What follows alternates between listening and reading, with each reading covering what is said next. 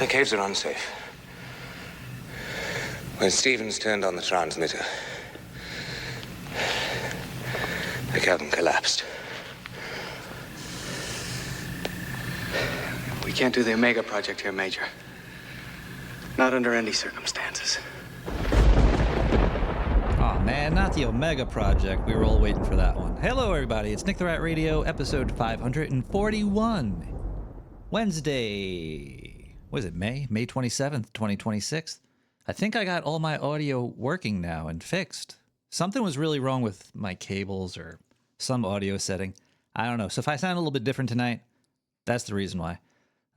Also, one of my crowns fell out. I was chewing on some faces. I was eating people in the face, and my crown came out, so I think it messed with my voice a little bit.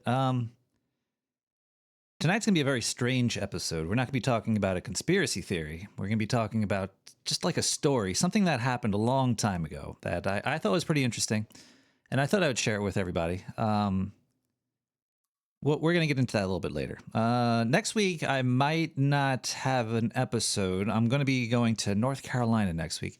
Yeah, I have the plane ticket, and next Wednesday, I'll be flying out. I might have something in store for you guys. I don't know. I might not.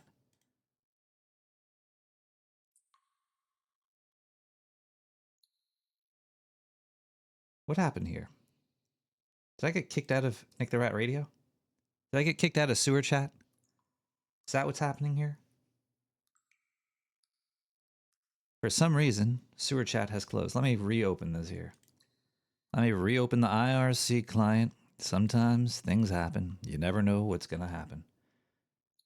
Load it up, baby. Connect, and that'll do something at some point. Maybe, I don't know. Could not resolve. There we go. Hey, look at that. Bingo, bango, I'm back in the chat roomio. Yeah, so next week I'll be in North Carolina, around Charlotte. What area is better? Anybody out there know what's better, Raleigh or Charlotte? If you had to choose one of those places to hang out at, where would you hang out? I don't know. I do not know. But yeah, so we're gonna have a really interesting episode tonight. We're gonna be talking about something that happened in France. If I recall, it was definitely France. And I never talk about France, so you know tonight's episode should be pretty interesting. So you think Raleigh may be better? Blue Ridge? What is Blue Ridge? All right, well, you guys let me know in the chat. You send it in. You send me all that information in there. If you have any information on where to go or what to hang out with Trey, I'll be hanging out in North Carolina. I don't know if Trey is anywhere. Trey might be on a different planet right now, but we'll see. Doctor, I'm only gay for one man, and that man is you. I love you, Doctor. All right, let's listen to the first song of the night. We are going to listen to Lift Off. I Lift Off by Lemon. Not Lemon, but Lyman. Lyman with I Lift Off. Let's listen to that. We'll be back, and we're going to get right into something you might have heard about before. I never really heard about it until today. But even if you did hear about it, there's this little twist we're going to be putting on it tonight. A little twist. Tonight is going to be very twisty, very turny. So let's just listen to it now. I Lift Off. We'll be right back.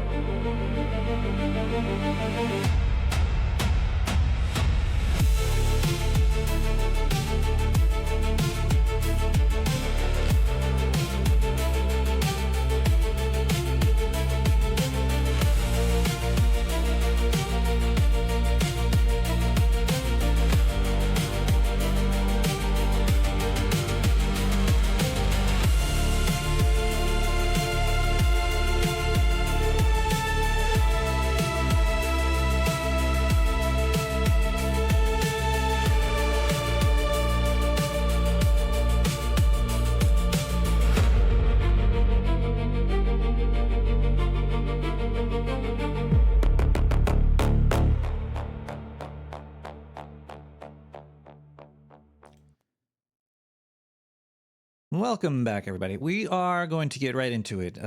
So in April of this year, I think it was, there was some scientists at the University of Copenhagen. They published this study. It was peer-reviewed, real science. I'm not lying out of my asshole about this. This is all true. The whole goddamn kit and caboodle. What they did, they dug up a bunch of old bones. Not Diane, but it was from this big stone in France. It's this big stone tomb in France. It must have smelled pretty bad, or like cheese. I really don't know what it smells like in France, but either way, right outside of Paris, I think, and they were testing the DNA. Now they expected to find, the ancestors of modern Europeans and all that stuff. That makes sense, correct? Right? Yeah, France, old bones. Should connect to people alive today somewhere, but that's not really what they found. What they found was a population of people that had zero genetic connection to anyone alive today. Zero. Crazy stuff. Doesn't match modern Europeans, doesn't match anything. These people, whoever they were, lived, built things, had families, buried their dead, and then vanished. They had no kids, no grandkids, no trace in the bloodline of any living human being on this planet. Now, they were still humans. I'm not saying they were aliens. They weren't aliens, Cotton Jet. No, they were humans. But they were, a little bit different. Interesting stuff. Yeah, well, they might actually had some genetic connection, but from what I looked at, I think that they were mostly not. But either way, anyway, this is the thing that really gets me, though. This wasn't just one little village in France, though. Scientists, they've been finding this same break, this same genetic wall, all across Northern and Western Europe. Germany, Scandinavia, the British Isles, France, all around the same time. All the same story. One group of people, gone. They're just gone. But, they were still people. They weren't aliens. They were people. Then a totally different group shows up. No connection between them at all. I think they were called... like European farmer people or something. Some strange name they had for them. We can look into it later. But either way. And then, this is the part that was getting a little bit weird for me. They found something similar in Colombia, South America. Completely different set of bones, 6,000 years old, from a place in the mountains near Bogota. Bogota. I wonder what the women in Bogota look like. They probably have... nice round eyeballs. And the DNA of those bones, it doesn't match any known ancient population, doesn't match any modern population anywhere on any continent. It's like two group of people on opposite sides of the world, both leave no trace in anyone alive today, both just gone. But, what were they actually like, okay? So now I got to talk about with these people, who they actually were. Because this is where it gets a little bit fun. And they weren't giants. A lot of people are like, oh, they were giants and all that, and they were big people. But I want to make sure that you understand that the bones they found from these people, they were regular-sized people. They weren't big. Maybe they were a little bit bigger than your average person after farming took over. Maybe a little bit stronger, stronger bones and all that, bigger frames. But they weren't giants. They were just pretty much normal people. Scientists actually have a word for it. They just call it being robust. That's what they say about my penis, too. They're like, Nick, you have a very robust penis. I'm like, thank you, scientist. I agree. It just means like physically tougher, harder, more solid, thicker, firmer, veinier. Thank you. Think about it like this. You ever see a really old farmhand? Like they got the wife beater, the farm tan, and all that stuff. Like somebody who worked outside with their hands their entire life, versus somebody that like sits at a desk, scrawny, weak, like me. I mean, but the bones, they tell a different story. These people, they were like farmhand type people, like times 1,000. They were built for the hard physical labor, and they worked for many generations.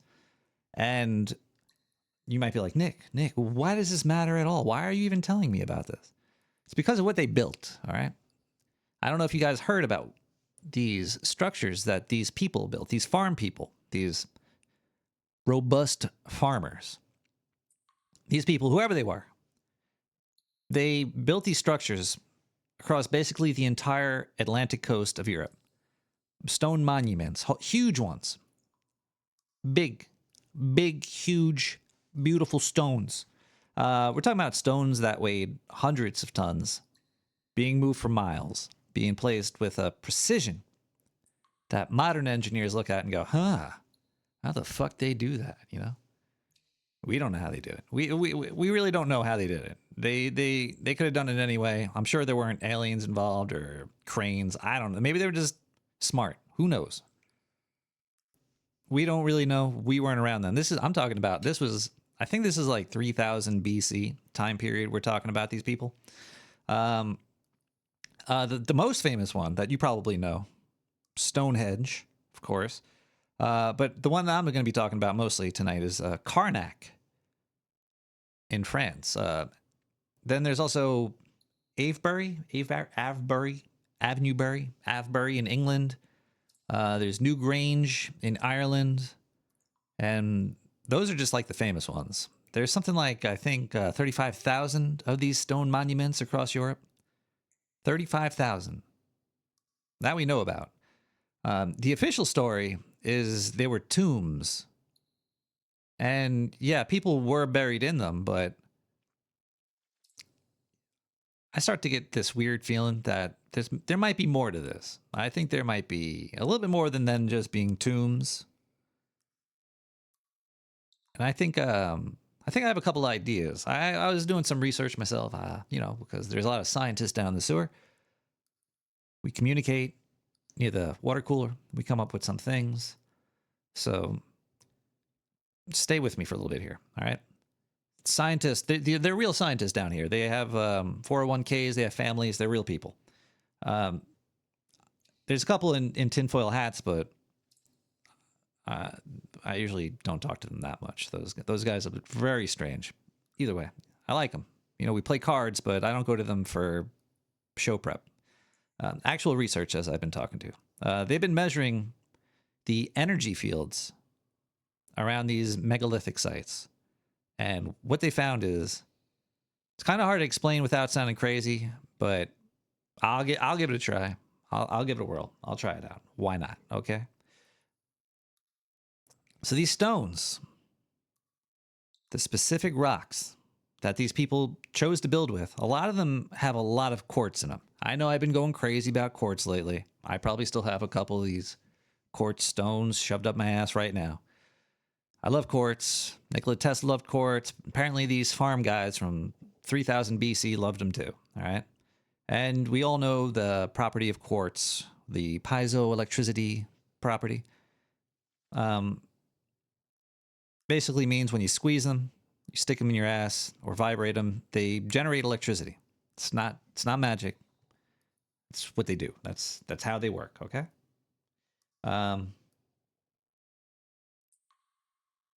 Doctor, are you okay? Either way,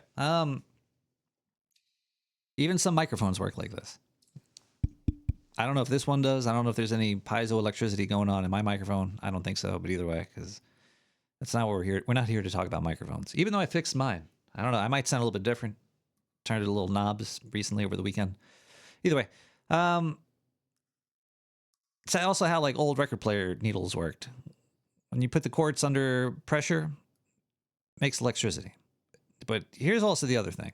The people who built the Karnak, which is a massive site in France with like 3,000 standing stones arranged in long rows, they didn't just use any rocks. They didn't just go to the beach and picked up some pebbles and found some fucking rocks around. They went and they got specific rocks from 60 miles away. Passed by plenty of closer rocks, probably even black rocks. I'm not saying they're racist. They were probably just smart to leave the black rocks there. But they got the ones that were high in quartz. And then they planted them directly on top of 31 geological fault lines, the most seismically active zone in France. And why does this matter? Because fault lines vibrate. Ground's moving constantly, just in ways that we could feel. And if you put the piezoelectric rocks, rocks that, you know, make electricity when they vibrate, directly on a fault line, these rocks are going to generate electricity. Sometimes all the time. It gets even stranger, though, okay? At Avebury, it's going to be a hard one for me to always say. Avebury, which is the biggest stone circle in the world, in England. Scientists actually put electrodes in the ground around the site, and they measured the electrical current.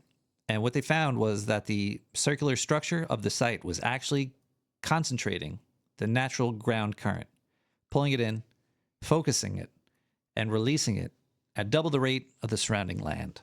So it was actually doing something that they were able to measure. Kind of like an antenna or a lens.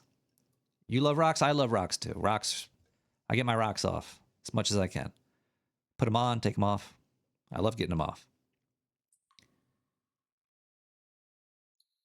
The official answer is that these were tombs, like religious sites, and the people that built them were just into rocks like you and me, I guess, you know. But I look at this and I think 35,000 sites across the entire continent, all built by the same genetic group of people, all using the same specific material, all placed at the same kinds of geological features. This is more like an infrastructure. It's not a religion. It's not just a, whoops, that happened. You don't go 60 miles to drag some giant rocks for no reason. But what was this infrastructure running? I'm going to let you think about that one while we take another music break. We have Hydrate with Toxic Trip. We'll be right back.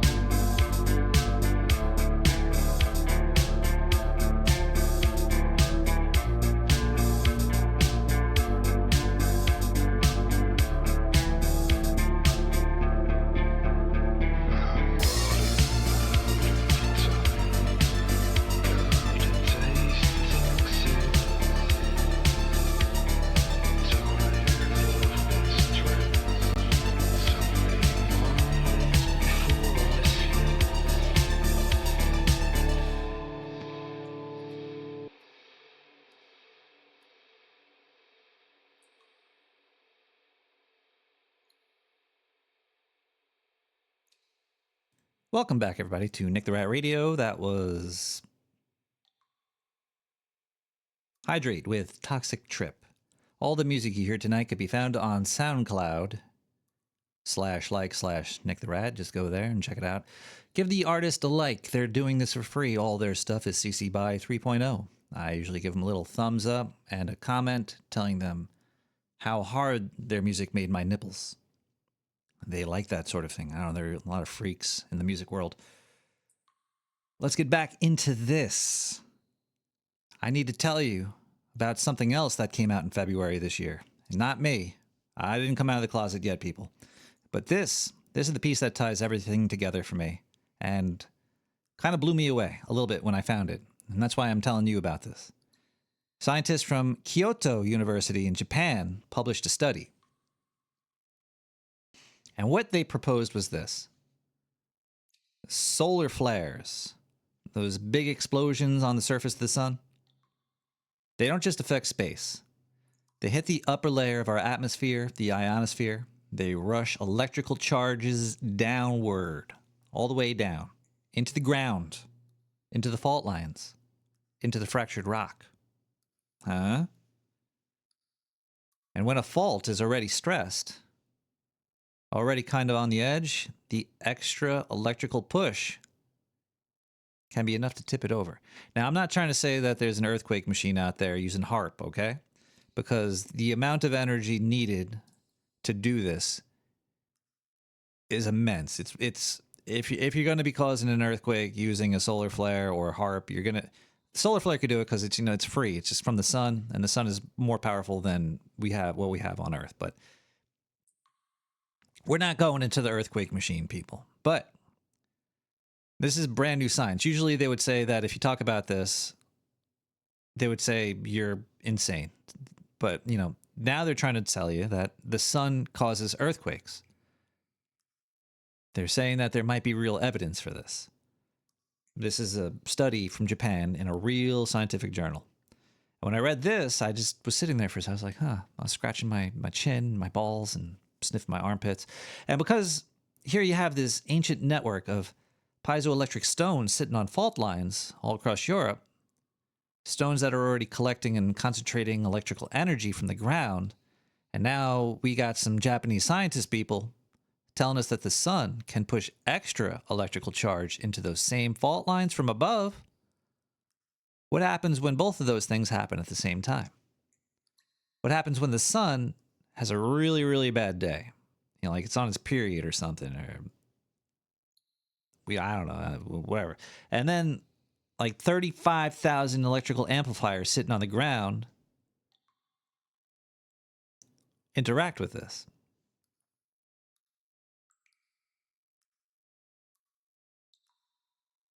Maybe this had something to do with these people disappearing. When these people disappeared, and we know they disappeared, the DNA is clear on that. There was no war, there was no fires, there was no battles, there was no anything. It's just that the sites where these people lived, they weren't burned down. There was no mass graves of people being killed by weapons. There's no weapons all over that. There was just like a silence. It was just like they just died. They all just poof, dead. Now, scientists, they were looking at pollen records from France, Germany, Sweden, Denmark, all across Northern Europe. And they could see that around 3000 BC, the forest grew back. They just started to grow back over the farmland, over the fields, over everything. Like the people, the farmers there, those big, burly, robust, veiny, thick farmers, they just stopped. They just stopped maintaining it all. And the land just started to reclaim itself.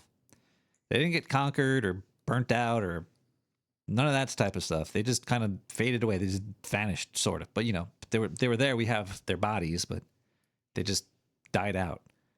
And in the bones, it wasn't Godzilla. No. At least maybe it was. That's not where my thinking is going tonight. The bones that they left, there was plague in them. There was disease in them. All right. The kids, they were the first to go. They were just weak little young whippersnappers. They're gone. And that's usually because with plague, it goes after the old and the weak first. And when the children start going first, that tells us the immune system was already compromised. Something was already weakened in these people before the disease came. Because kids usually have decent immune systems. So if the kids were dying first from this plague, something's a little bit off, you know. Something long-term, something environmental. I'm not talking climate change, no. Maybe it's something that they were living inside of. Not Godzilla. Now, I also want to be careful here, because this is all just me shooting the shit with some scientists down here talking about possibilities. But I find it really interesting. And I think I should say it out loud. Like, people might be like, oh, you can't have an opinion. Science is settled. Shut the fuck up, Nick the Rat. You're insane. I tell those people to suck a dick. But the plague strain that they found in these bones was called Yersinia pestis. That's what they called it. I didn't call it that. I wouldn't call it that because that's a stupid name. I think it's dumb. I think it's a bad name. I would never call it that. It was new, like new to humans. And at the exact moment in history, scientists believe it jumped from animals to humans right around the same time period. Now, I don't know if there was any wet markets around there at the same time, but that's not what I'm thinking. It's a brand new pathogen and something in the human immune system. It's never seen it before. So I'm sitting there thinking about this. People already weakened by something that nobody could fully explain, and then a disease that no one has ever countered before shows up at like the same time. And then I think about what we do know, that the electrical and magnetic disturbances, they could affect living things. It could affect the immune system. It could affect the way viruses mutate and jump between species. It's true. It's not. I'm talking about physics and biology here. I'm not talking about chicken bones and voodoo. Even though I do like chicken bones and voodoo. I think it's very interesting stuff. I have not only a quartz crystal shoved up my anus, but right next to it is a chicken bone. I heard it protects against ex-wives, girlfriends, and stuff. But either way, we're not talking about that tonight.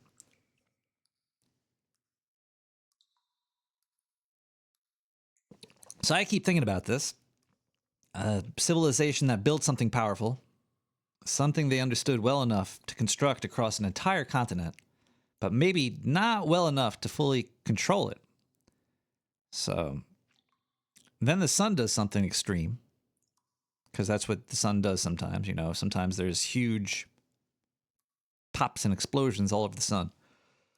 And whatever they were building starts pulling in more energy than it was ever meant to handle. And the people that were living inside this network, they start to fail slowly and quietly. Their kids are dying young. Their immune system's giving out. A new disease is showing up in their bodies that nobody has any answers for. And the forests are growing back. And nobody's writing this down because they didn't have any writing. The only thing that survived is the stones, the structures. And the next people to arrive, they don't have any idea what to do with all this. They're just like, what the hell is going on here?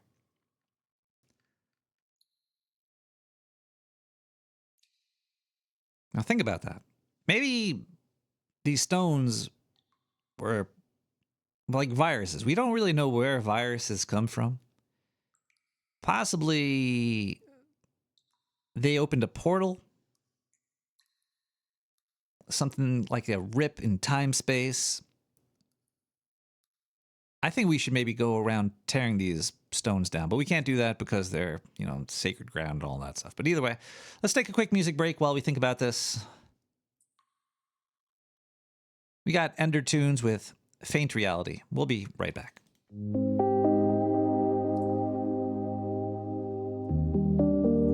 What happened to these people?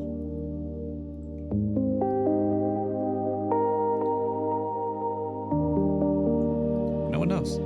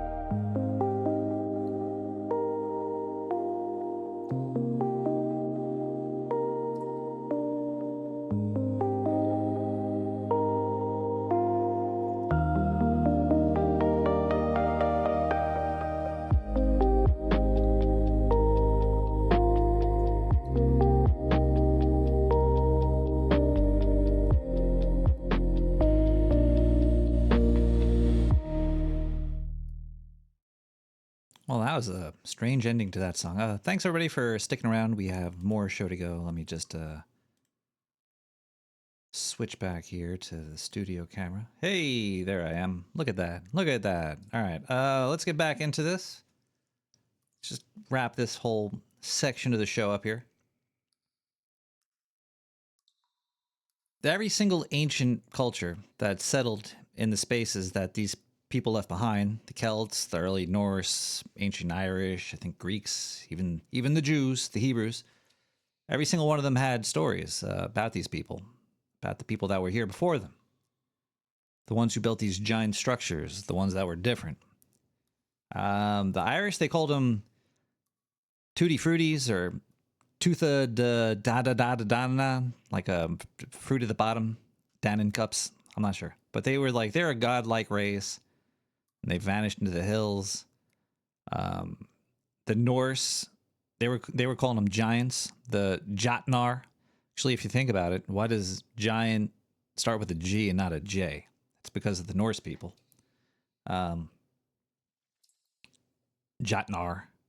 The Jotnar. They were the giants. But like giants should be Giants if you think about it. What the hell's wrong with the English language here? The Hebrews, they called them the Nephilim. And Greeks, they had titans and stuff. I think they're in the Odyssey movie, those big guys. Anyway, now, were these people actually 20 feet tall with 6 fingers and 10 toes? They probably had 10 toes, but I don't think they were 20 feet tall with more fingers than they did. Because, you know, we have bones. We actually have the bones of these people. But this is what I think was really going on. When you're a small farming family and you come across a stone structure that weighs 150 tons and it was moved from 60 miles away and nobody knows how they built it. Nobody knows how your grandparents built it. Nobody knows where these things came from. You just kind of say, fuck, they were giants, you know. These people were giants. And then they started, you know, passing that around, and that's why people believe that there were giants living there. But they weren't giants. They might have been aliens. You know, the more that I'm thinking about it now, maybe they were aliens building like a giant grid to contact another planet, or maybe they were sent here. Maybe aliens sent these people here to suck the energy out of the planet using piezoelectric motion, etc., etc. Why else would they do all this? It's just, there's just a lot of questions to be had about these people. But I don't think they were giants. I don't think they were anything super special. They were just they were here. They built some stuff that we don't know what it was, but we know it did something, and then we know that they were gone. It's crazy. And modern science today, for the first time, they give us the possible mechanism for how they vanished. It could have been a solar storm. Could have been an overloaded network. This is what I was thinking about. Maybe there was a giant solar storm that blasted these fault lines that caused some, like an EMF issue with these people that kind of lowered their immune systems. Or possibly it opened a gateway to let these viruses in that just started killing them off. Because where did viruses come from? I don't know. I don't think anybody really truly knows where they come from. They might be giants. Ha ha ha ha. Could have been a new disease that they let through a door that they should have never opened. I don't know. The evidence doesn't really prove it. I just want to let you know that I'm not trying to say that's what happened. But there's a lot of weird facts that are coming out now that there might be a connection between solar storms and fault lines. And these people did have giant quartz built on fault lines. And that could cause health issues, you know. Maybe they should have been wearing tinfoil hats. Could have maybe saved their lives. Now they're all dead. They were genetically different They built stuff across the entire continent using specific materials that had piezoelectric properties to them. And they put these materials right on top of the fault lines, and then they completely just vanished around 3000 BC.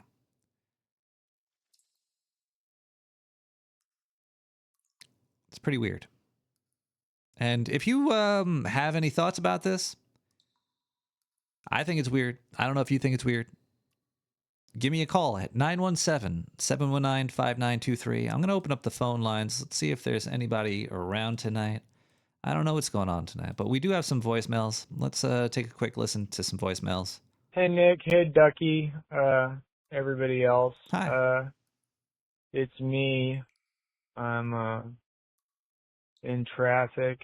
Oh, I that bought sucks. some lager. Oh. Or maybe it's ale. I'm not sure. I think today's Saturday, but it might not be. Could be Friday. Tomorrow's Sunday, fun day. I picked a French language movie and a pizza. Very strange French. And, you know, just having thoughts here in Palm Springs. It's gorgeous. It's just impeccable, really. Anyway, I hope you guys are keeping well. It's never a dull moment over here, really. I guess. I went to a sports bar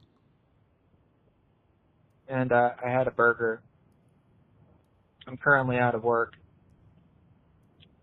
I'm thinking about the future and as one does. Travel. Oh, I saw a ghost. I saw 3 ghosts. One was hanging out in front of some kitty litter. Another one was hanging out in a hall with like a wall that was painted blue, and there was an equilateral triangle that was white on the wall from the floor to the ceiling. And then there was it was a hall, like a hallway, and then there was like a door jamb, and there was light projecting through the door onto the wall. Nice. And it illuminated half of the white triangle on the wall, and there was, but just off to the right of the shadow where the door jamb was, the shadow of the door jamb, there was like a gray alien with like an almond-shaped head, and he had like 2 black football eyes, and he was wearing like a long cloak. Oh. And he was he had like a purple ring around the top of his head, and he was kind of rocking right and left. I didn't know what that was, but I thought it might have something to do with, I'm not sure. Anyway, I showed my friend, and then that was it. It was a video that I found on 4chan, and yeah. The government told me not to go on 4chan, but I went on 4chan anyway. As And one does. that's when I went to hell. Okay, I love you, bye.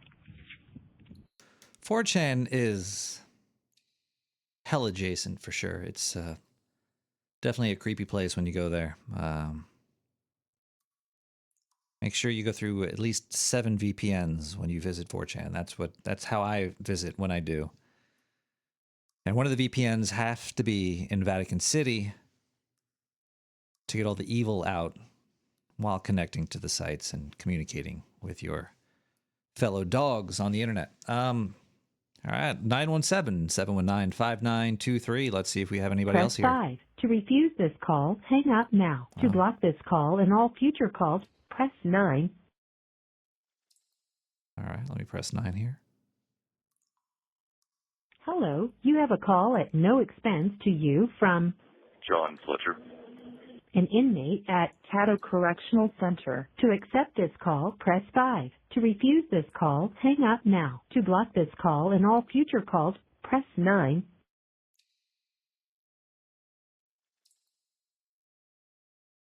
Hello, you have a call at no expense to you from John Fletcher.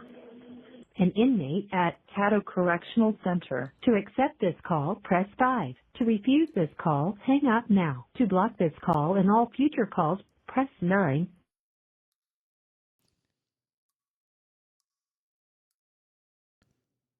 Wow. That is wild stuff. I guess I missed that.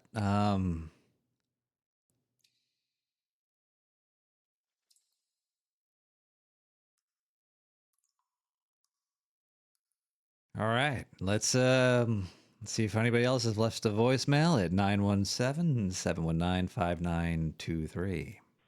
Hey, Nick. Oh, hi. Hello? How you doing? Is the show started? Yeah, the show has started. Hello? Been going for You about an sound hour now. normal. What? Aren't you answering me? Oh, I'm sorry. Fuck this shit! I hope you're okay. I hope you're all right, caller. Looks like we have one more voicemail here. Let's listen to that, and then we'll take another music break. 917-719-5923. Hey man, is that retro synthwave, like 8-bit, 16-bit style music back in vogue again? A little bit. Is it worth writing that crap? Or has everybody moved on to AI music? Let me know, man. Well, I think everybody has moved on to AI everything. And there's nothing left. AI has eaten the planet, all the information, gobbled it up, nom, nom, nom, nom, nom. And now there's just data centers showing up everywhere,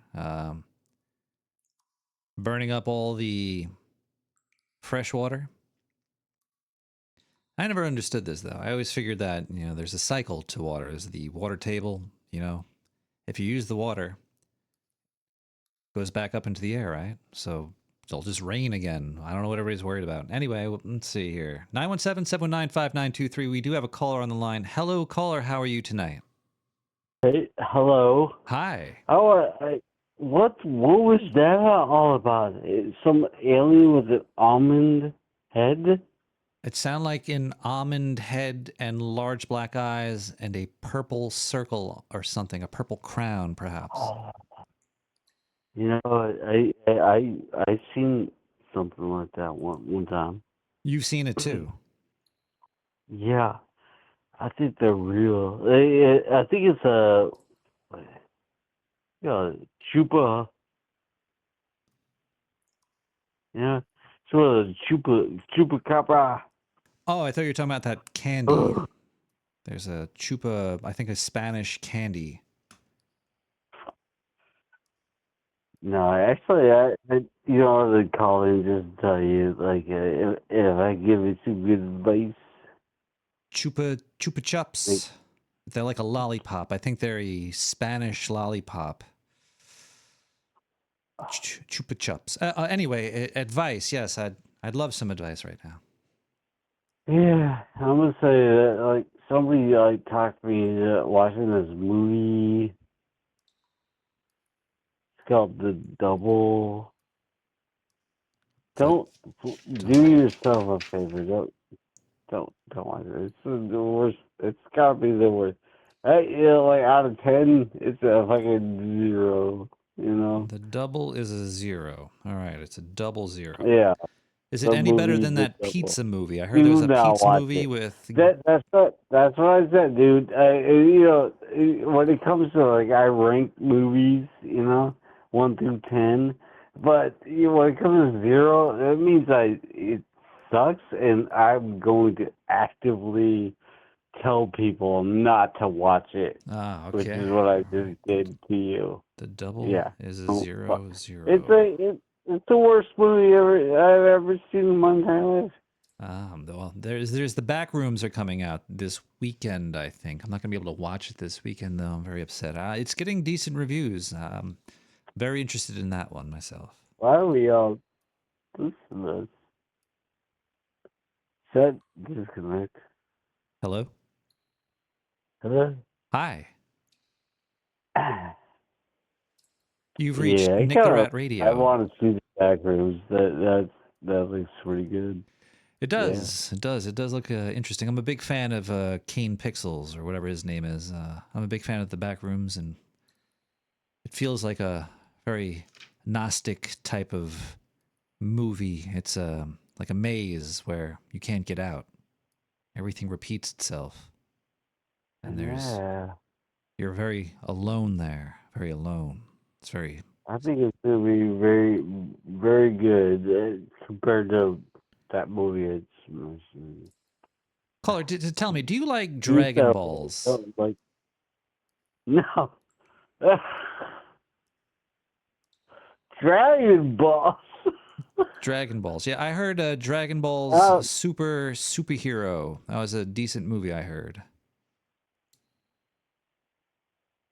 I have no idea, man. Oh, man, I want to check that out. Dragon Ball. Movie in 20 years. Dragon Balls Superhero. I'm a big fan of Bulma. I used to... Oh, Bulma, she's a hottie. Used to print out pictures from the internet at my library, and I'd stick them to the wall, not using tape, if you know what I'm trying to say. Yeah. Bulma, fucking posters. Bulma blue balls. That's what I used to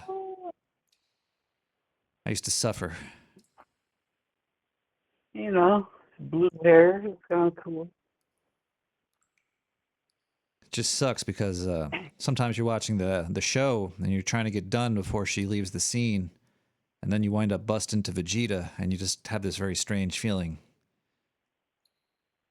Wow. That's fucking weird. You busted into Vegeta. Can't help it. Why are you so weird? Are we on the air right now? We are currently on the air, caller. Yes, it is 10:55 in the evening, and we are live. Okay, all right. Have you ever been to North Carolina, caller? I've driven through North Carolina. You've driven through it? What do you want? You want my advice? No, I just would like to know, have you been to Charlotte or Raleigh? Do you have a preference between those two? I would say, actually, South Carolina is better than North Carolina. Really? All right. If I had to give you a real talk, yeah. Better in every way? Are the women more Bulma-ish down south, down in South Carolina? Yep, they're all blue hair and like, Bulma! All right, South Carolina blue-haired Bulma bitches. Take a quick note about that. Thank you. I'll say it, you know, I'm just guessing here. I've been through all these states. I've been through all 50 states in the U.S. Yeah, so I got opinions on everything. I'm going to tell you right now, Tennessee, yes. Don't go anywhere near Tennessee. Oh, but what about New Orleans? I'm a big fan of New Orleans. I like down there. Nope. Well, to visit. I wouldn't want to live there. But I did enjoy getting trashed. Are you like a psychic? Or you're a tarot card reader? I'm totally into the dark arts. I currently have a chicken bone lodged in my anal cavity to protect myself from the ghosts of my exes. All right. Trying to find a spell to keep away the tax man, but can't find one yet. No, it's woo chicken bone stuff.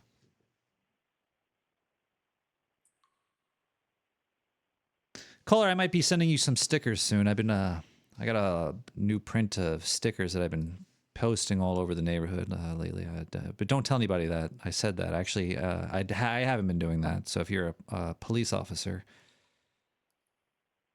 that'd be cool. I've been posting stickers from the cult down involved in. Oh, really? Nice. Cult I've activity been stickers slapping is that always. shit all over. What? That's what I'm talking. I like cult activity stickers. Have you ever seen Kindergarten Cop recently? Not recently, no. I've watched it recently. It was strange to say the least. I'll say that. The beginning when he doesn't become a kindergarten teacher very fast. He's basically killing drug dealers for a good 20, 30 minutes in the beginning of the movie. Totally didn't remember that. Wow. He I don't breaks remember that either. he breaks into a like a biker club or a drug cartel warehouse, and he says, "I'm the party pooper." But there was so many classic lines from that movie that were it was just perfect. It was but other than that, it was a pretty crappy movie. I really probably wouldn't suggest you watch it. I'd give it that about a 6 out of 10. Kindergarten Cop. Oh, you want to hear something? Since we're talking now, I'll tell you. Somebody said we should watch this movie, so I watched it earlier today. Which one? Okay. Yeah, it's called The Double. The Double. From like 2012 or 2013. The Double. Let me write this down. 1 second here. The Double from 20. No. I'm telling you, I'm mentioning it because I gotta tell you, do not watch. Do not watch it's the The worst Double. movie. Fucking worst movie I've ever seen. What would you give it on a scale from 0 to 10? 1. 1? You'd give it 1. All right. So The Double gets a 1. All right. Because I'll give you an answer why it's a 1 on a scale of 1. Now I'm doing 1 to 10 these days. Okay. Yeah, I will tell you why it's a 1. It's a 1 because I actually go out of my way to tell people not to watch this movie. That's how fucking terrible it is. What was so bad about it? Hit me with some more information about why this movie is a 1. The Double. Yeah, it's called The Double. It's like super dark and depressing, and there's nothing going on there. And the director decided to be like, oh, this is an art film, so like everything's all arty, fucking farty. Oh, it has that Jesse Eisenberg yeah, and piece then of shit. And then they try to use some fucking Darren Aronofsky fucking, good music. Wow. Something like violins and pianos and shit. And it was like this movie doesn't deserve this soundtrack. Like, this is garbage. The entire fucking movie was garbage. Bruce Bryan was in it, though. He played Skinhead. From the first minute to the end, I'm gonna tell you, don't watch it, okay? It's the worst movie I've ever watched in my entire life. Tim Kaye is in it as care worker. I love Tim Kaye. And wait, we have Wallace Shawn, the inconceivable guy, as Mr. Papadopoulos. Come on, this movie can't be a 1. It's got Wallace Shawn in it. 0. 0? It's got 0. The Double. The Double. Yeah, hey, go ahead. Have fun. I'm going to have to watch that one. I heard it was really good from somebody. I just got a call recently from somebody saying to watch The Double. They were like, this is a very good movie. You should check it out. No. I don't know who says that. They said it was almost as good as that Gaten Matrizio movie about pizza. They said that movie was very good. And pizza movie? That movie sucks too. They said to have a double feature with the pizza movie and The Double. Oh my god. The Double. Watch The Double tonight. All right, let me put that on my list of things to do. You'll see what I'm talking about.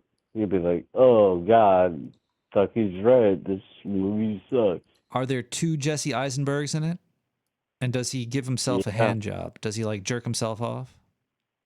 No, it's like way less. You can imagine that maybe there's a story here, but no. But there's no story. You're not gonna finish it. Believe me, you're gonna walk out. You're gonna walk out of the theater like 20 minutes. So I was forced to watch it.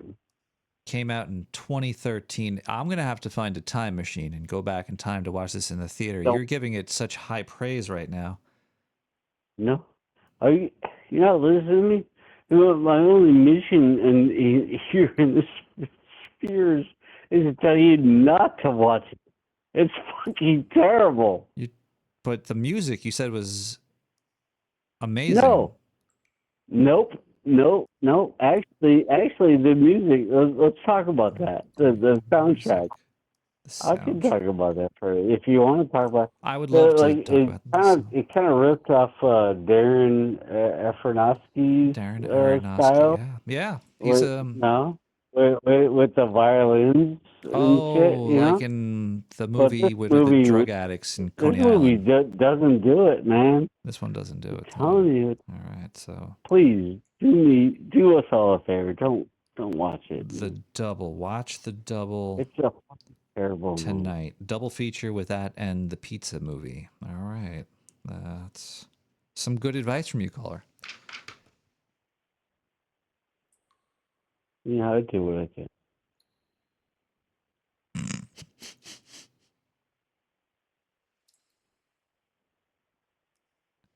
Have you seen any good animes recently? Anything with blue-haired females, perhaps?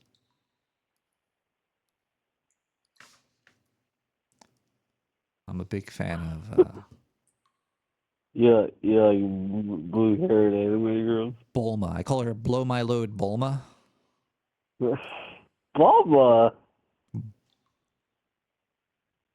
Isn't Bulma like a filthy sex maneuver involving a fist? That's easy to watch. I gave that girl a double Bulma. All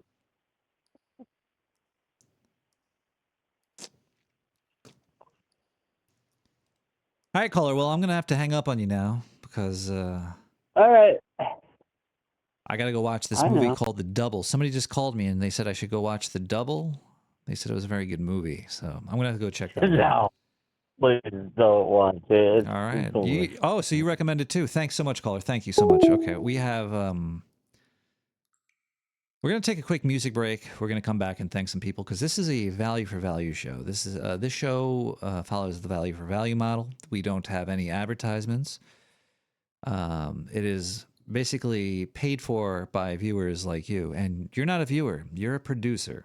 All right. So I just want to let everybody out there know that if you do enjoy this show and you'd like to keep it going, that you could get mentioned on the show just by sending me some money. You go to nicktherat.com and click on donate, and you'll find a whole bunch of fun ways to send me money. Send me your money to help prolong this project of Nick the Rat Radio.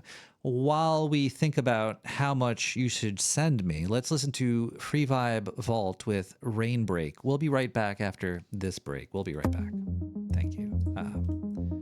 Let's check out The Double. All right, we'll do that. We'll check out The Double.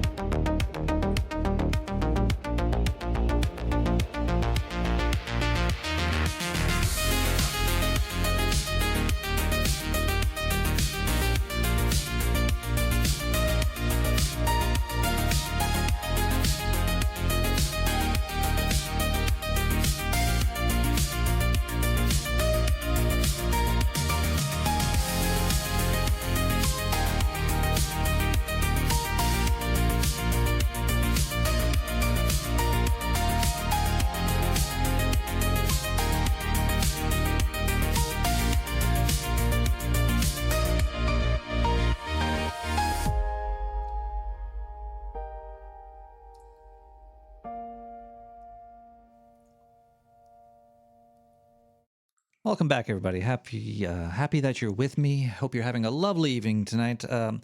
We have a P.O. box where you could send mail, and I will go to the P.O. box every week and look in my mailbox, take whatever's out of it, and open it live for everybody to listen to me opening it and enjoying the act of receiving together. Because we all like to receive, don't we? Giving is great, but receiving is even better, if you know what I'm trying to say over here. I am wearing pants. They might not look like pants. They're pretty tight around the balls, too, so we'll just keep my shirt down here. Let's open up the first letter we have tonight here.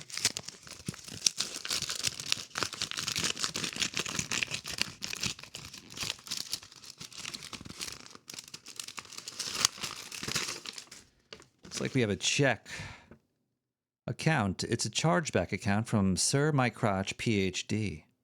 Memo. The gases of change are among us. Yes, they are, Doctor. The gases of change are definitely among us. 96 cents. Thank you so much, Doctor. I'll be cashing this tomorrow so I could get me a nice big old can of beans and survive for another day or two. Thank you. Put this in a nice, safe place.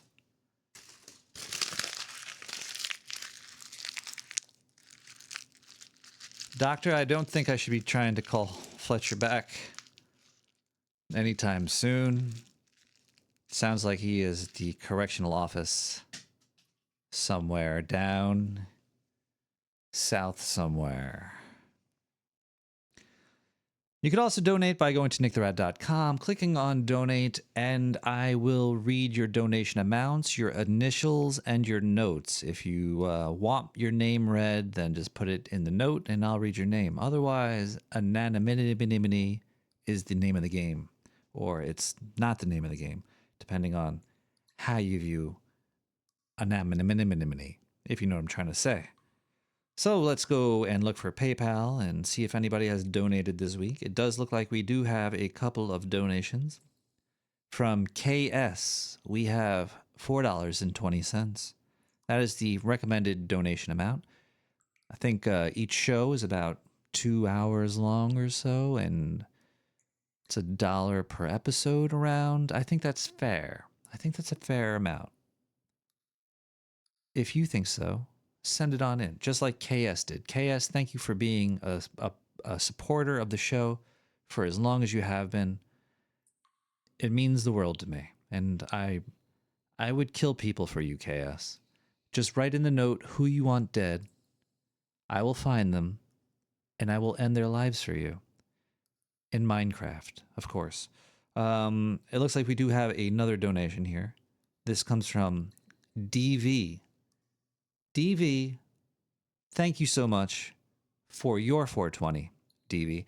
You've come a long way, and now look at you.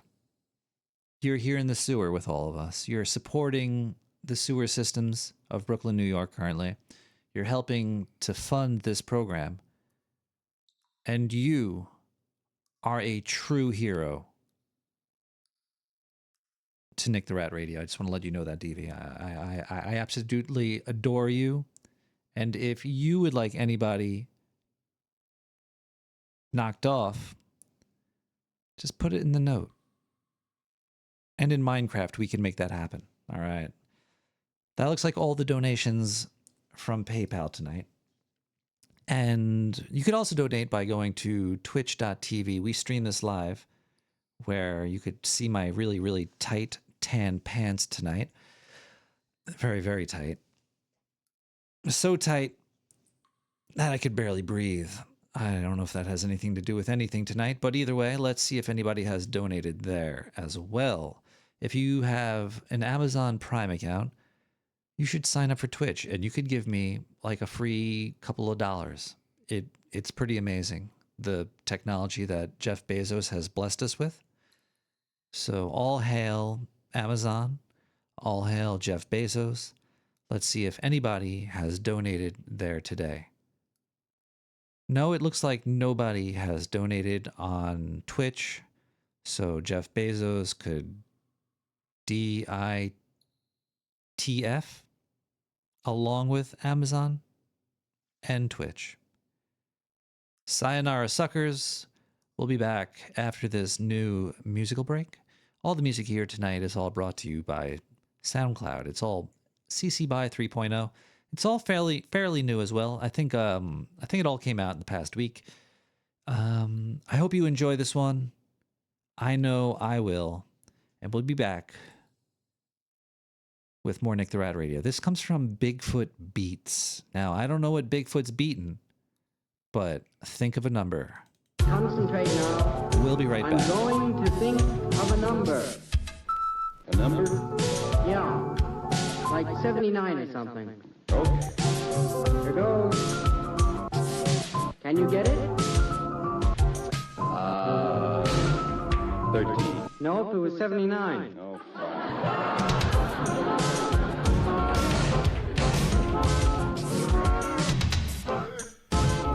Try it once more.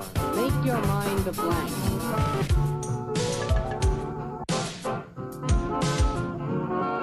Close your eyes and just be blank.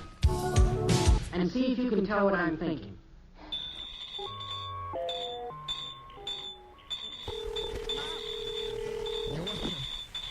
Aloha. All guest operators are busy. Please stay on the line. Your call will be answered when you Can you help me, friend? I'm trying to get some soup. Can you help me, friend? I'm trying to get some soup. No. You're supposed to try to hear what I'm thinking. Well, you don't think loud enough. Ain't no doubt. Otherwise mostly clear with a low in the mid-30s. Tomorrow, a nice day, sunny. High of near 10 p.m. Do you know where your children are?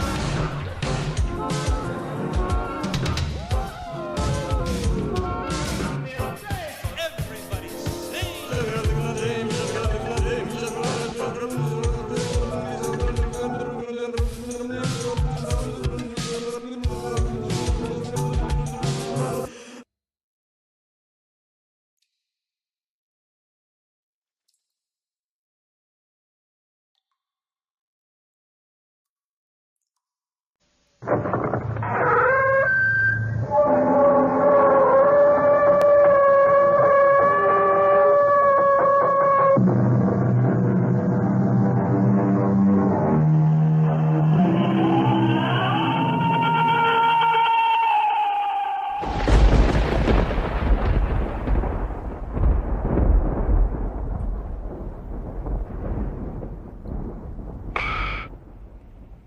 Good evening, sewer chatters. This is your host, Mystery Man, broadcasting live from the dripping underbelly of the Dark Sewer Network. Welcome, all you night crawlers and shadow listeners huddled in your damp corners, ears pressed to the static. Tonight's tale crawls out of the fog like something that should have stayed buried. You're about to hear Bigfoot assault. Lean in close, friends. The woods are darker than you remember, and the things that walk them don't play by any rules you know. James Bond had tracked pussy-moist feet across 3 continents. The villainess was beautiful in the way a poisoned blade is beautiful. Slender, sharp, and wet with intent. Her plan was elegant madness. Detonate a network of warheads that would blanket half the planet in radioactive fallout. Bond's Aston Martin growled through the final stretch of blacktop before the road surrendered to ancient forest. He checked the Walther in his shoulder holster and smiled that cold, professional smile. The chase was almost over. Pussy's convoy plunged into the trees first, headlights carving tunnels through mist that smelled of rot and wet pine. Her 6 elite henchmen rode in 2 black SUVs, weapons ready, eyes scanning the undergrowth. They laughed at Bond's persistence, calling him a relic. The forest answered with silence. No birds, no wind, only the wet slap of branches against metal and the growing feeling that something larger than any of them was watching. The first henchman, died without a scream. A massive hand, fur-matted with old blood, reached through the open window and crushed his skull like a ripe melon. Bone fragments and brain matter painted the dashboard. The creature, taller than the vehicle, shoulders broad as a grizzly's, dragged the twitching corpse out and began its methodical work. It peeled the man's face off with deliberate care, draping the skin over a low branch like a trophy flag. The second died more creatively. Bigfoot impaled him on a jagged spruce limb 10 feet off the ground, then used the man's own intestines to tie his ankles so the body swayed like a grotesque wind chime. Blood rained softly onto the forest floor. The remaining henchmen opened fire, bullets thudding into dense fur with no visible effect. The thing roared, a sound that vibrated inside their ribs, and came for them. It took the third man's arms first, twisting them off at the shoulders with wet pops, then stuffed the screaming torso into a hollow log and sealed the opening with stones. The fourth was skinned alive while still conscious, his hide stretched between 2 trees like a bloody canvas. Pussy Moist Feet watched from the lit SUV, her perfect face drained of color. The forest had become a slaughterhouse. By the time the last 2 henchmen died, one folded backward until his spine snapped like kindling. The other drowned slowly in a pool of his own liquefied organs. Pussy was alone. She stumbled from the wrecked vehicle, designer boots sinking into mud and gore. The air reeked of meat and terror. When she saw James Bond stepping carefully through the carnage, she leveled her pistol at him with shaking hands. "You monster," she hissed, voice cracking. "All this time I thought I was the villain. Look what you've done." Bond lowered his gun, eyes narrowed in genuine confusion. "I didn't do this, Pussy. Whatever's out here isn't human." She laughed, high and brittle, the sound echoing unnaturally between the trees. The flashlight in her hand trembled across mutilated remains that no secret agent could have produced. A branch snapped behind them.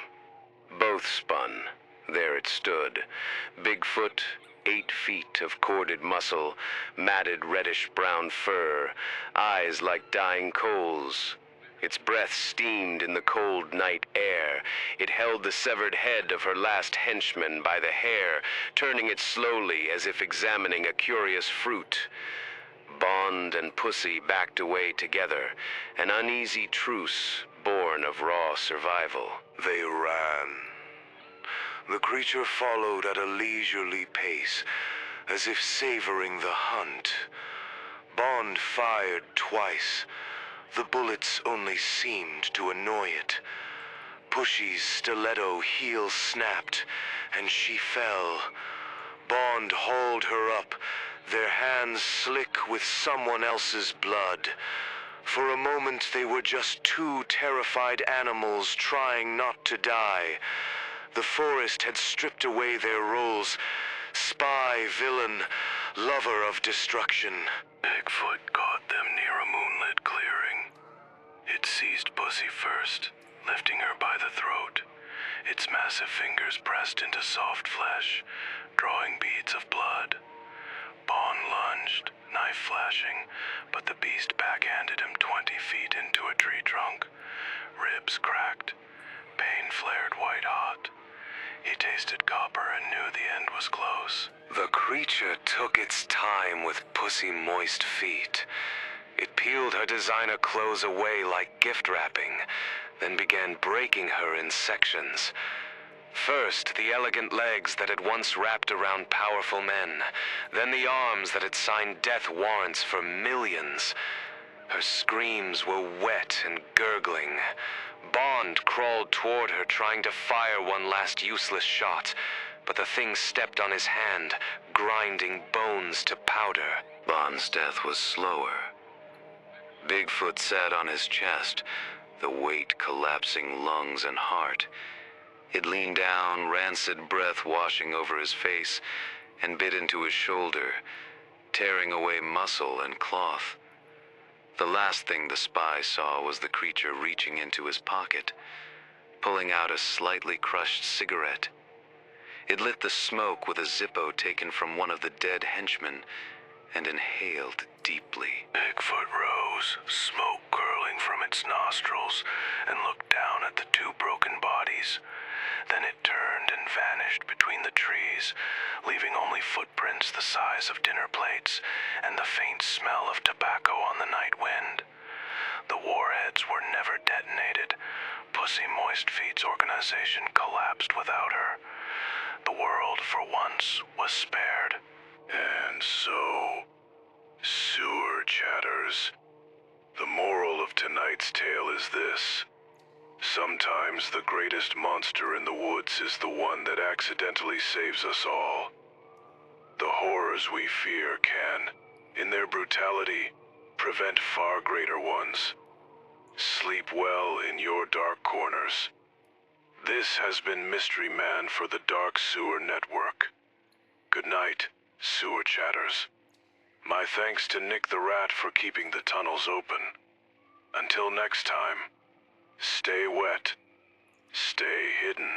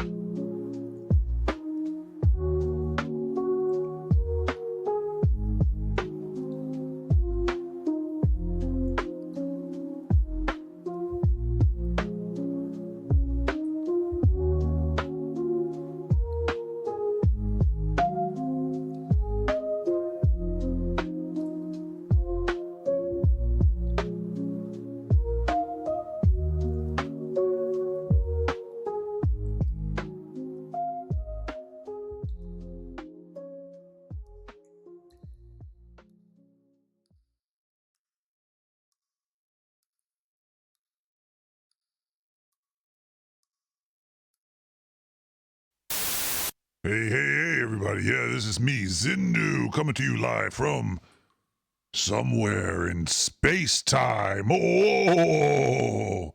Hey, the more that I think about it, I think these Gnostic people might have had something to it. Nick has been he's buying these Gnostic books. He's got a Gnostic tattoo on his balls. He bought this Gnostic vibrator. He's been sticking up his ass every other night or something. Yeah, look at it. Life is a trap, isn't it? Isn't that basically what they're saying? That you're trapped in here? It makes sense. Your body is totally encapsulating your soul, and your soul is like, it's like free bird, and then your body's just like, nah, fuck you. You're gonna grow for a little bit, and then you're gonna just slowly wither away and die. You're not gonna be able to heal yourself. You're not gonna be able to get better. Basically, you're just gonna get worse and worse and worse and worse. There's really the life is like a maze. and every time you think you figured it out, it's just like another turn into a place that you can't get out of. It's a constant open the door. Oh, more shit. Oh, God, look at this. Oh, my God. Holy shit. Just a fucking, you just open it up and then more shit falls in your face. Like, you think you're accomplishing something, but every time you accomplish something, it's not the end. There's always another turn, which some people might seem like, oh, that's a beautiful thing. That just means that you have more life to live. Yeah, but the thing is, you never reach an end. There's never an end goal. It's a constant, you didn't win. Guess what? Oh, you didn't win now. You thought you won? Guess what? You didn't win. And then it's just pain and suffering. It's just all pain and suffering, everybody. I got to steal that vibrator from him and see if that does anything for one of my anuses. Yeah. I'm talking about pain and suffering. Ma'am, damnally, ding dong, doo-dah day over here. He's going to strip away landlords' properties if they're neglecting the property. This is hysterical. Landlords, for one, they could suck a dick, but two, didn't they rightfully pay for it? Are they going to get their money back? Are they basically doing the communist manifesto here? Are they just stealing the property from people and giving it to the people's property? And do they really think that the people that they're stealing it from and giving it to are going to do a better job?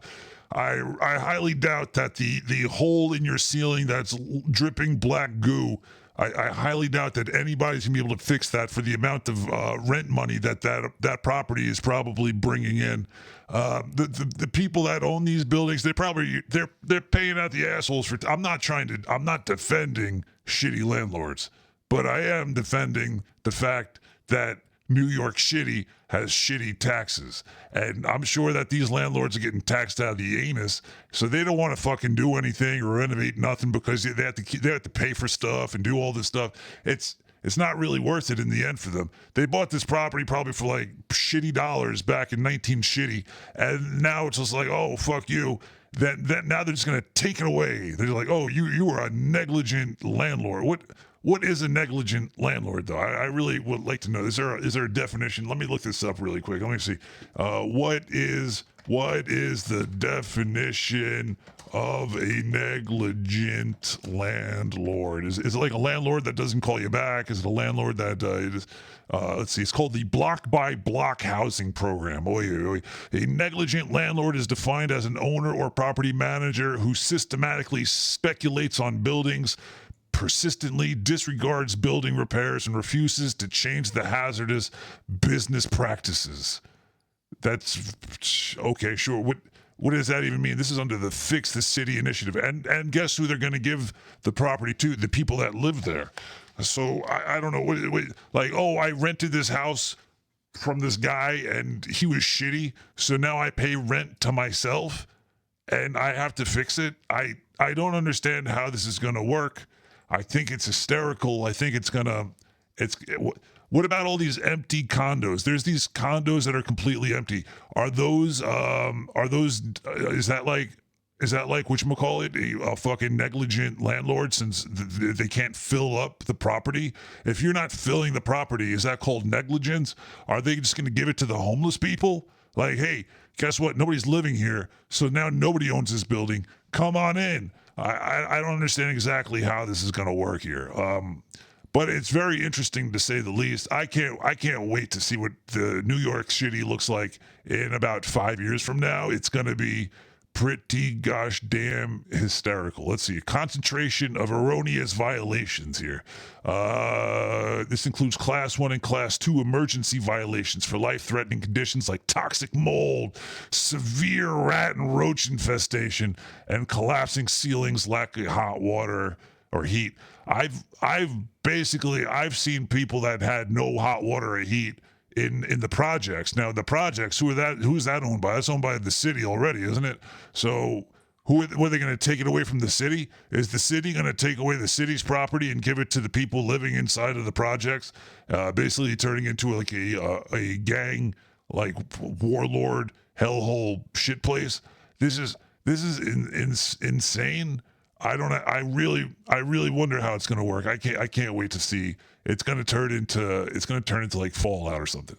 But hey, you know what? Fuck these landlords though, you right too? So it's like fuck everybody involved with this. Instead of actually saying that, you know, they should just like find the landlord or something. I don't think they should take the landlord's property. That's egregious. Fuck it. Imagine if you had a shitty car and there's like the city sees your shitty car. They're like, your car is so shitty. It's our car now. It's like, whoa, that's my shitty car. Just because other people, they borrow my shitty car and it might not be the most safe car, they're borrowing it for really cheap and it's still my shitty car. I own this car. My name is on the fucking lease for it. I own it. You're just going to swoop in and take it now. It's incredible. I love it. It's gonna be a bloodbath in the streets. Is this actually happen? Is this actually happening? When does it start? Let's see. I want to know what you're thinking. Tell me what's on your mind. The rollout's already begun on Tuesday, May 26th, introducing a staggered timeline. All right, immediate executive actions are underway. So this is happening. It's going to be in full swing by, long-term production, tenant co-op conversions. Over the next 2 fiscal years, running through 2028, the city will distribute the first $75 million in dedicated loans. This seed money will fund the transition of the first 300 tenants for renters to cooperative owners. Dear God, so they're going to be, instead of tenants, they're going to be co-op owners? How? I don't know what's going on here. This is crazy. Anyway, I'll see you guys later. I hope you survive the fallout. Bye.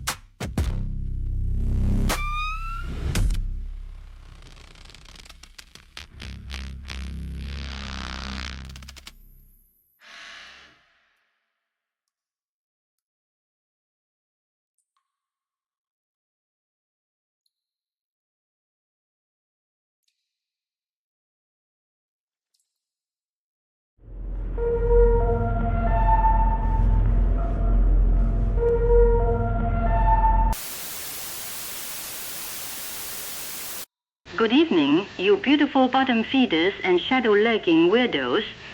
This is Jane Hanoi, your one and only quirky paranormal investigative journalist, broadcasting live from the damp, dripping bowels of the Dark Sewer Network News, where the truth isn't just stranger than fiction, is hornier, slimier, and probably wants to probe you.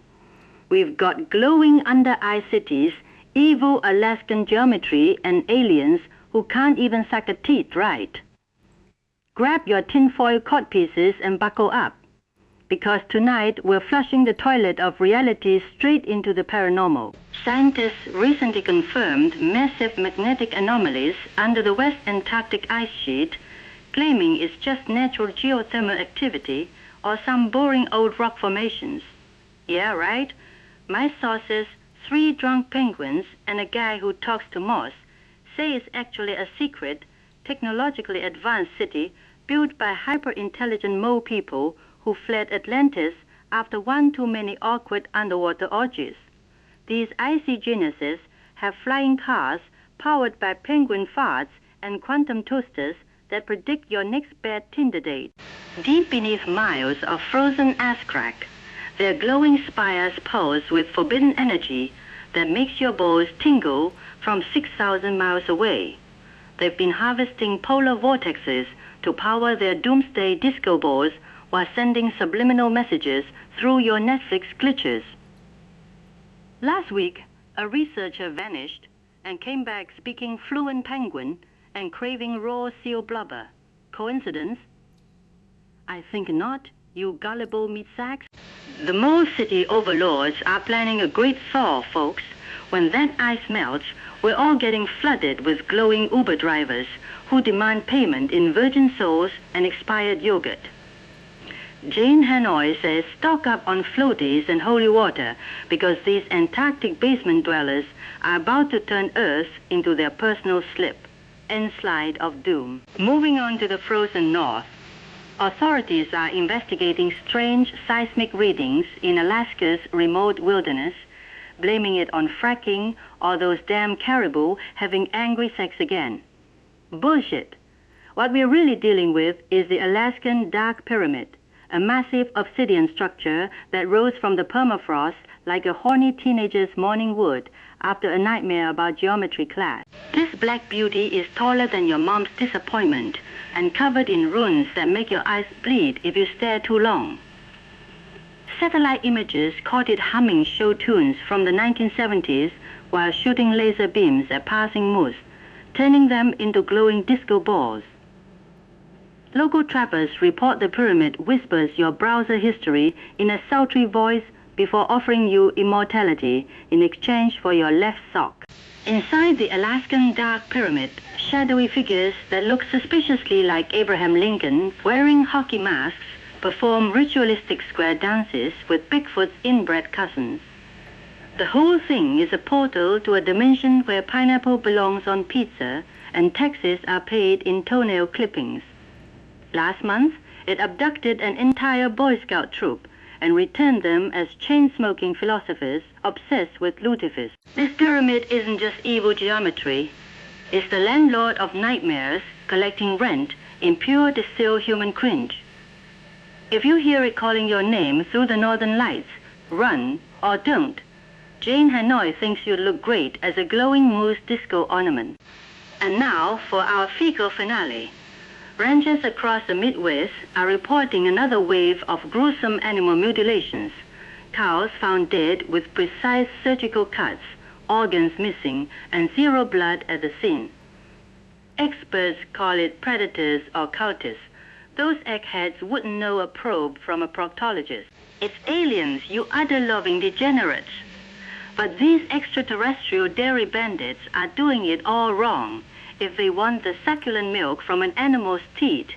Instead of gentle suction like a proper cosmic pervert, they're laser carving holes and sucking through straws made of pure regret.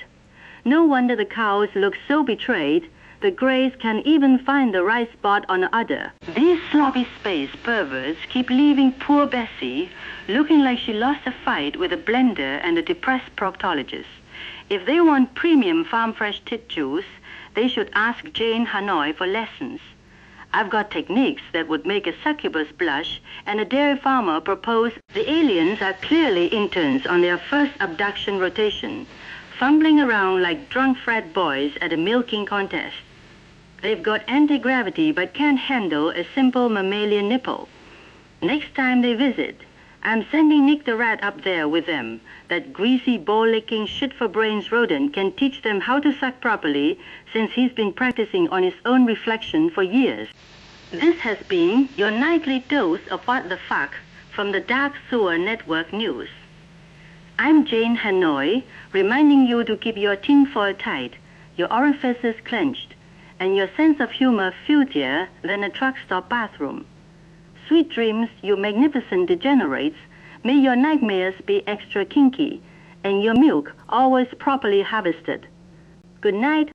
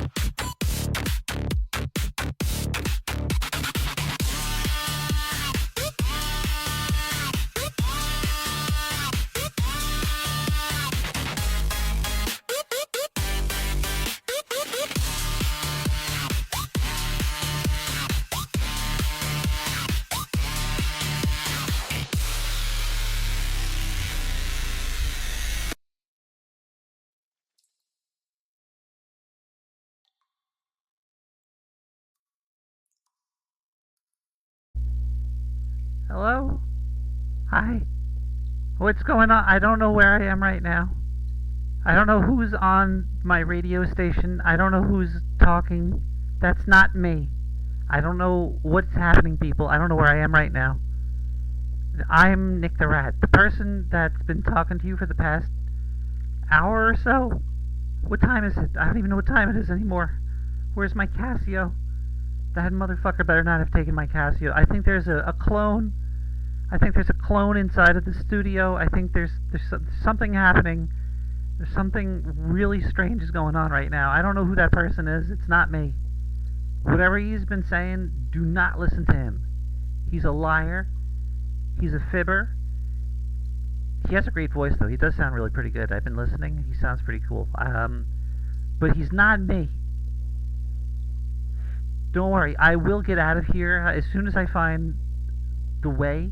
I don't know where the way is. It's just dark and it's scary, and I really hope that he hasn't led anybody astray. He might be a murderer. He's might have killed people. Did you see the pants he's wearing? That's not normal, okay? I don't know who this person is. It's not me though. It's not Nick the Rat. Listen to him. Do you hear how he sounds? He does not sound... He's not him. He's not me. I'm not him. Wait, what is that thing? Oh my god, there's something in the corner. It's looking at me. I see the reflection in your eye. What is that? Oh my god, it's huge.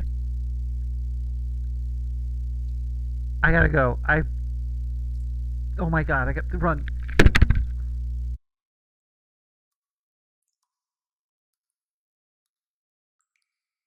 I don't know what that was. There's a weird glitch in the... I think there's something going on with Twitch right now. There's a setting in OBS that got changed. It's adding a whole bunch of weird effects going on, and I don't think the stream's working properly. I'm going to try to iron this all out by the next episode of Nick the Rat Radio. As I said, though, next week there might not be a live episode. There definitely won't be a live episode, though, next week. It's probably going to be either pre-recorded or there might not be any episode at all. Depends on if I have any time to do it. So I got to, pack and get ready to go check out this place. Yeah, I hope everybody had a lovely evening, though. Jane, you're a bitch. Zindu, I don't know what's wrong with you. Mystery Man, we have to nail you down, Mystery Man. I don't know what's going on with you. You're all over the place. But I just want to say thanks again to all the people that have donated. Thank you to the callers. Thank you to the listeners. Well, we're still working on it. I've been doing this for 10 years. We're still trying to iron some stuff out. Okay? It is what it is. But it can only get better from here. That's what I've been telling myself when I'm crying at night in a puddle of my own urine. Sweaty, hot urine. Well, everybody, remember to go check out the doubles or the pizza thing. The caller seemed to be really into those movies. And if you have any pictures of Bulma, email it to nick@nicktherat.com. I would love to see those. It sounds pretty good. And yeah, I'm excited to find out more about piezoelectricity and other objects that I could stick up my ass. I think it's going to be really good time. Also, I really can't wait to see the back rooms. If anybody sees it, don't spoil it. Don't send me any spoilers. Yeah, I'll be checking that out soon. I'm going to be using the Nighthawk gift card that was so lovingly given to me from the Daily Ratings podcast from Tommy Boy and Vincent. I'm up to which episode am I up to with you guys? You were just talking about the Predator. We were talking about the Predators. Yeah, check out the Daily Ratings podcast. Check out also on Sunday I was playing in Spencer's little weird Sir Spencer. He does a very strange thing on Sunday nights. It's a psychotic space crew. I don't know what it was, but it was a weird experience. I think it changed me. I feel a little bit different. I feel strange. Is it midnight yet? We still have 6 more minutes till midnight? I can't end the show until it's midnight, right? We can't do that. Hold on, is there anything else that I have here? This is a short episode, huh? Well, you'd almost think it wasn't even Nick the Rat Radio. You would think that I'm not even Nick the Rat. But I am. I don't know why people would say anything like that. Maybe there's a voicemail or something I could listen to. Make sure he doesn't get out of there, by the way. Yeah, I heard him scratching at the wall. Okay. Yeah, we do have a voicemail, 917-719-5923. Let's check it out. Hour or so? What time is it? I don't even know what time it is anymore. Where's my Casio? That motherfucker better not have taken my Casio. I think there's a clone. All right, this is propaganda. I think there's a clone inside the studio. I think there's something happening. What is going on really here? Strange is going on right now. I don't know who that person is. It's not me. Whatever he's been saying, do not listen to him. He's a liar. He's a fibber. How did you get into my system? Really pretty good. How did you do this? That's pretty cool. But he's not me. Don't worry, I will get out of here as soon as I find. But it's not me.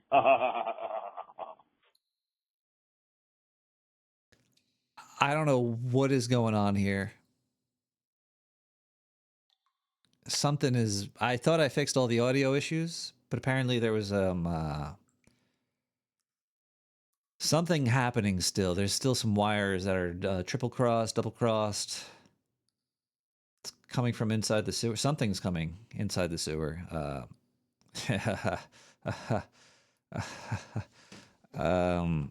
Let me see. If, maybe I have another news article or something we could look at here. What do we got? Mammoth bones that were in a museum turned out to be fake. Look at that. 70 years. There were mammoth bones in a museum for 70 years. They turned out to be a different animal. What animal were they? Oh, there's a... We can watch this. The fossilized backbones of what appeared to be woolly mammoths have turned out to come from an entirely unexpected animal. Well, tell us what animal is it. God damn it, I'm waiting and I'm trying to figure this out for a long time now. Let's listen in. Archaeologist Otto Geist first discovered the bones in 1951 during an expedition through the Alaskan interior. Based on the bones' appearance and location, Geist concluded that they belonged to woolly mammoths. Decades later, scientists were finally able to radiocarbon date the fossils, which raised more questions than it answered. It turned out the bones are much too young to belong to a woolly mammoth. Carbon isotopes locked within the ancient remains suggest an age of around 2,000 to 3,000 years. Mammoths are believed to have largely gone extinct around 13,000 years ago. The bones also contained high levels of nitrogen-15 and carbon-13 isotopes, which are more common in marine creatures. A subsequent analysis of mitochondrial DNA suggested the bones were actually from an ancient kind of whale. What? But how did the remains of whales make their way so far into Alaska, more than 250 miles from the nearest coastline? We may never know the answer, but it's a mammoth of a mystery. Stay tuned for more discoveries right here on Science Alert. Like, how did the mammoth? How did they mistaken whales for a mammoth? Like, what did this guy seems like a charlatan? Who is this guy? What was his name again? He's somewhere. What is it? Let me get this guy's name and see if he was a little bit of a liar here, huh? Otto Geist. Let's see, Otto Geist. What was he? Died in August 1963. He was, what was he? He was an archaeologist, explorer, and full of bullshit, apparently. Look at that. All right, well, no, maybe, I don't understand how that happened. Sometimes weird things in reality happen. Things show up all over the planet. Probably aliens. Probably an alien was trying to abduct a fucking whale, and it slipped out of the grasp and it fell in the middle of the wild somewhere, and for some reason this guy thought a whale was an elephant. That's a strange story. I'm gonna look more into that there. I'm gonna see if there's anything I could find for that there. Oh, look at that. 8, 7, 6, 5, 4, 3, 2, 1. Midnight in the sewer, everybody. Holy crap. Yippee-ki-yay, motherfucker. Get to the chopper. It is May 28th, 2026. Happy birthday. There we go. There goes my Casio. It's a little bit late, but it is officially May 28th, everybody. All right, well, I'm gonna cut the show early tonight. 2 hours on the dot sounds like a nice show. Let me just go back over the music that we heard today. We heard Lemon with Liftoff, Hydrate with Toxic Trip, Ender Tunes with Faint Reality, Free Vibe Vault with Rainbreak, Bigfoot Beats with Think of a Number, Sir Lo-Fi with Blur, A Tribute with Forever Lost, and On the Beard also. 2 songs by A Tribute. Wow, that usually doesn't happen. Usually we just play 1 song per person. And finally tonight, we're going to listen to Centric Collective with Riders on the Storm. We'll see you guys next week. You could also tune into my little daily reports on YouTube, YouTube Shorts. You can check them out on x.com. See you guys maybe next week or the week after. But as always, I love you guys.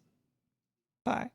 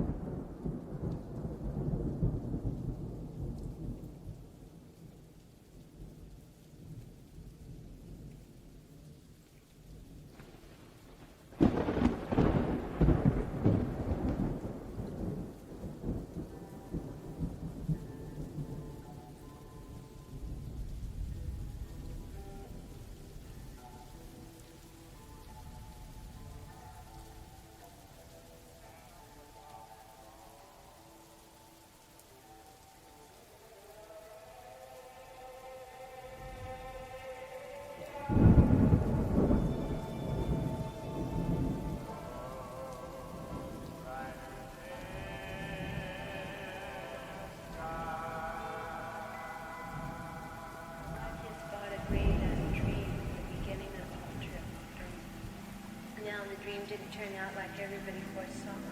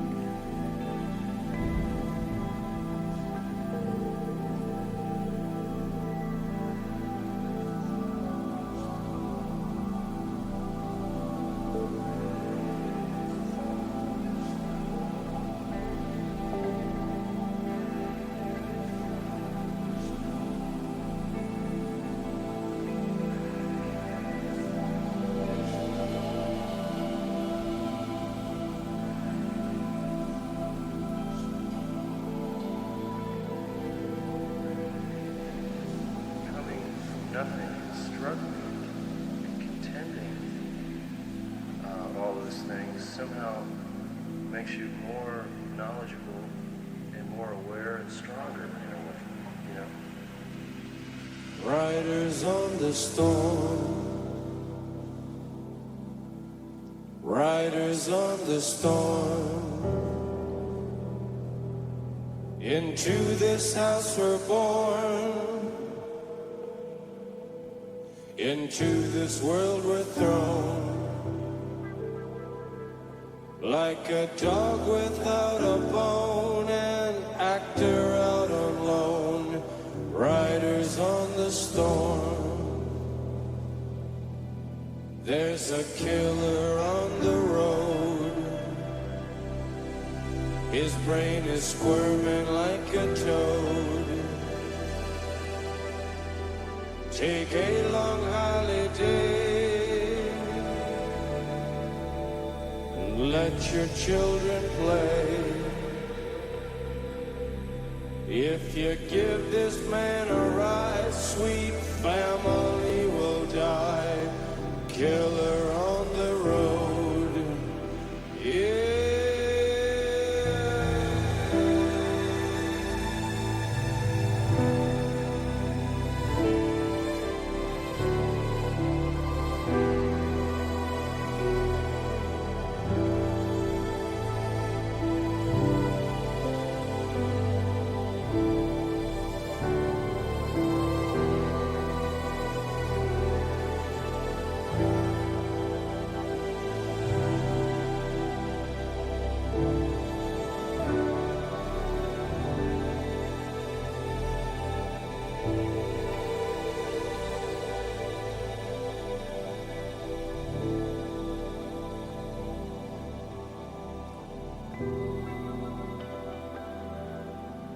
Girl, you gotta love your man. Girl, you gotta love your man. Take him by the hand. Make him understand. The world on you depends. Our life will never end. Gotta love your man. Riders on the storm. Riders on the storm. Riders on the storm. Riders on the storm.